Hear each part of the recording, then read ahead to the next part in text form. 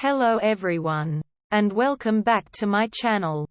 Today, we are going to watch about how to have a strong relationship during a military deployment. The armed forces are prepared to deploy at a moment's notice because they have a duty to serve their country. It can be difficult when you are in a relationship with someone in the military. The strength of your relationship will be tested by the months away from one another. It will be difficult. But there are ways you can manage it. Prepare ahead of time for deployment, while your partner is away. Talk to him or her as much as you can, try to keep busy. And look into ways to manage your partner's absence. Method 1. Outlining a plan. First is start to talk about your plan for deployment. Before the deployment starts, you and your partner need to sit down and develop a plan. You'll need to talk about how the two of you will manage your time, seek support, and cope during deployment. The two of you need to help one another plan on how to manage. For the person being deployed, this means focusing on the mission, seeking support from other soldiers or military officials, and managing stress overseas. For the person staying home, this means fostering support at home, staying busy, and managing feelings of stress or anxiety when communication is limited. Try to have as honest and open a conversation as possible. Both of you should feel free to express your feelings, good or bad, about the impending separation. Feelings of jealousy and insecurity are normal when faced with a long separation. Make time to spend alone and talk. Spend some one-on-one time at home together communicating. If you have children, hire a sitter for the night so you and your partner can talk. Step 2. Figure out a plan for emergencies. In the event of an emergency, you need to have an action plan. How will you contact one another? Who at home should be on call to help handle emergencies? These are questions you should answer before deployment. If you're staying at home, know the quickest way to get a hold of your partner. You should also have someone on call, like a friend or family member, that can help you through emergencies while your partner is away. If you're leaving, know how your partner will be contacted in the event something happens to you. Talk to your partner about how you'll provide support from a distance in the event there's an emergency at home. Step 3. Talk about when and how often to communicate. Establishing groundwork for communication is important during deployment. You and your partner should have a game plan in mind in regards to how and how often you'll communicate. There are a variety of options for communication during military deployment. A phone is not always available, but things like email, instant messaging, video chat, or regular mail are all options. If possible, setting aside a single day of the week to try and talk through a phone or video call may be helpful. If your deployment is fairly routine, you may know when you'll have access to a computer or phone. You can promise to call or video chat around a specific time during those days. You should also discuss what to do when communication is difficult. There may be times in deployment where access to things like telephones and computers is limited. Talk about what to do during these times. You can agree, for example, to resort to snail mail if necessary. Finally, figure out a support system for both of you. You want to make sure both you and your partner have emotional support during deployment. It's a good idea to help one another form support networks prior to the beginning of deployment. For the party leaving, support may involve other soldiers or military members. You may also want to talk about other people you can communicate with long distance. In addition to being close with your partner, you probably have friends and family members that you have a close bond with. You should be able to rely on these people for support during deployment. If you're staying at home, you and your partner should figure out who you'll lean on. Talk about the family members and friends you'll have while your partner is away. You may find your partner's friends and family members can provide support during your deployment as well. Method 2. Communicating during deployment. First is figure out your partner's language of love. It can be hard to provide support from a distance. Figuring out your partner's language of love can help you figure out the best way to help him or her feel secure. A person's language of love is how that person best feels supported and cared for. People respond best to different types of support and comfort. Some people prefer words of affirmation to feel loved.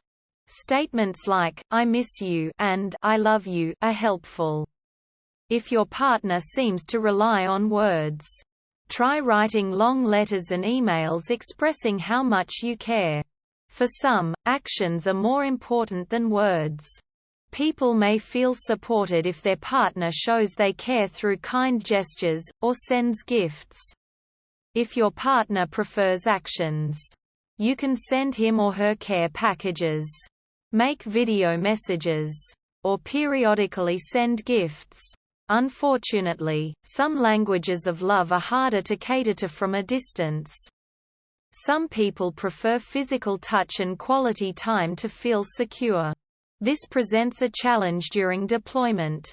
However, you can try to help by telling your partner how much you miss his or her touch, and how you wish your partner was with you just to watch television together on a rainy night. Step 2. Send care packages, if possible.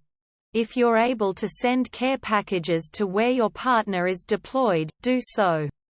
A care package is a great gesture that can help your partner feel secure. Include photos, treats, and small sentimental objects. Be creative. If your partner has a sense of humor, include a funny card or note. It can also be cute to send coupons for when your partner gets back. Something like, free for one good back rub or free for a fancy dinner out. This can help give your partner something to look forward to when he or she returns. Make sure you check military regulations before sending out a care package. During deployment, there may be certain items that are banned. Step 3. Avoid miscommunication in text. During deployment, you and your partner may be communicating through email and text messages a lot of the time. Without verbal cues to help a person read emotions, miscommunication can be a problem. It's easy to misread text, reading benign words as angry. Work on finding ways to make sure your partner is able to understand you when face-to-face. Communication is not possible. Pause before you send an email or text. Read your words and think about any ways they may be misinterpreted. Could you read anger into this message? Frustration? Jealousy? If so, see if there's a way to reword or add an emoticon to make it clear this is a friendly message. For example, "I couldn't sleep without you last night" could be read as resentment. As in, "I'm disappointed you're not here." Instead, you could write, "I miss and love you so much that I couldn't sleep without you last night." Less than 3 inches. On your own end. Remember, you can never be 100% certain of intent when communication comes in writing. If you receive something from your partner you worry is angry or upset, try to remind yourself how common miscommunication is during these situations.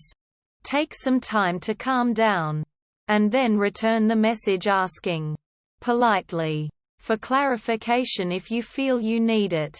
For example, "I miss sleeping next to you too." Just to be clear, as I know it's easy to misread emails. "You're not mad I'm gone, right? Just checking." Step 4. Keep one another informed on day-to-day happenings. Hearing about one another's daily lives will help you and your partner feel close. Share day-to-day happenings when you have the chance, even things that feel silly or trivial. Talk about your trip to the grocery store or who you ran into at the gym.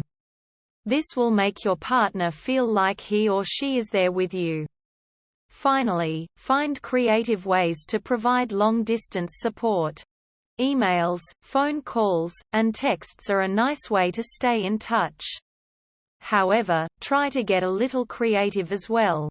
Your partner will feel valued if you think of fun, unconventional ways to communicate during deployment. Make a scrapbook for when your partner gets back, detailing what happened when he was away. Scan images of the scrapbook and send them to your partner. Email your partner snippets of songs or clips from movies that have sentimental meaning to the two of you. Use smell as a memory. Smell is strongly linked to memory. So sending your partner a small container of a shampoo you use can provide him or her a small reminder of you. Read the same book together from a distance. This will help the two of you feel close and give you something to discuss when your partner returns. Method 3. Keeping busy. First is keep a journal. Journaling can be a great way to process your thoughts while your partner is away. You can also easily keep a journal if you're deployed. Write in a journal a few times a week, chronicling your thoughts and emotions regarding your partner's absence. When you and your partner are reunited, share some of the most heartfelt sections of your journal with your partner. Step 2. Explore your own interests. While distance is difficult, it can sometimes provide the opportunity for self-exploration and personal growth. While your partner is away, take this as a chance to explore some of your own interests and passions. Join a book club. Take a cooking class. Take up a new hobby, like running or knitting. Try to make the most of the time you have alone to better get to know yourself and your interests. If you're deployed, it may not be difficult to keep busy. A particularly active deployment should keep your mind engaged. However, some deployments are less hectic than others. While it may be hard to, say, join a cooking class when deployed, you can look into solitary pursuits. You can try reading and writing, for example. Try to explore subjects that interest you by reading books on these subjects during your spare moments away. Step 3. Find a support network. During your separation, you and your partner should both have access to healthy support networks. People are social by nature, and even if your partner is gone, you need people you can reach out to. If you're being deployed, do not hesitate to get close to your fellow soldiers. Open up to them about your struggles and stress. And talk about how you're managing your long-distance relationship. If you're staying at home, reach out to friends and family members. You should also reach out to your partner's friends and families. Spending time with people close to your partner can help you feel close to him or her from a distance. Finally, keep things in perspective. It's important to keep things in perspective while your partner is away. Have friends and family members you can talk to when you feel frustrated or afraid in your partner's absence.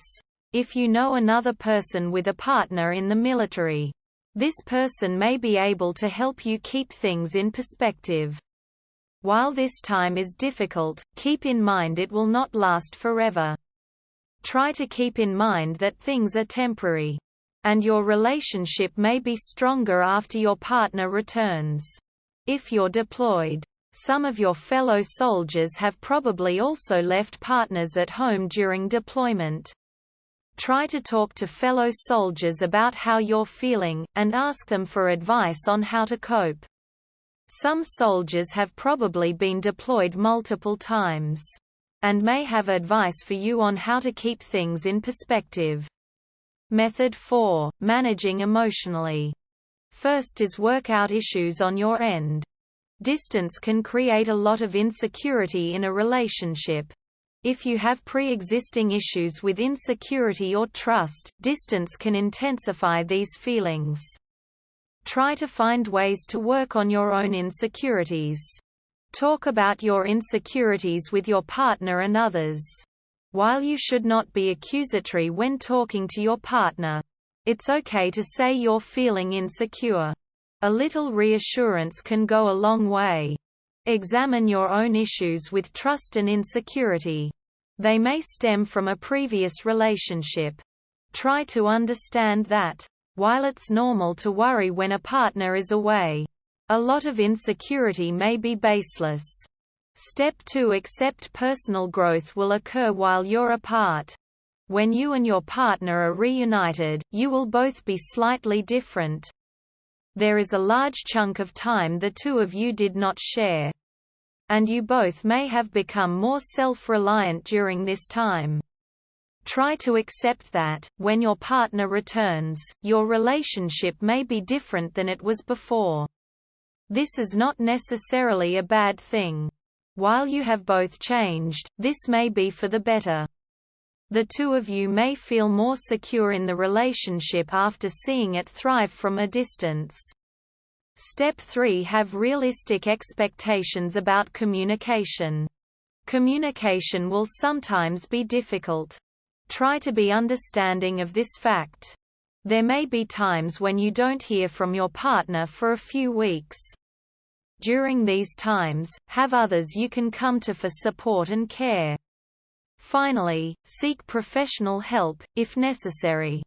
Long distance can put a large amount of stress on a relationship. It's normal to feel insecure. But if you feel like the stress is becoming too much, seek out a therapist. A qualified therapist can help you work out your insecurities and find better ways to cope with distance. You can find a therapist by asking your regular doctor for a referral or seeing what's covered under your insurance. If you are in school, you may be entitled to free counseling through your university. We hope it is useful to you. Please subscribe to our channel.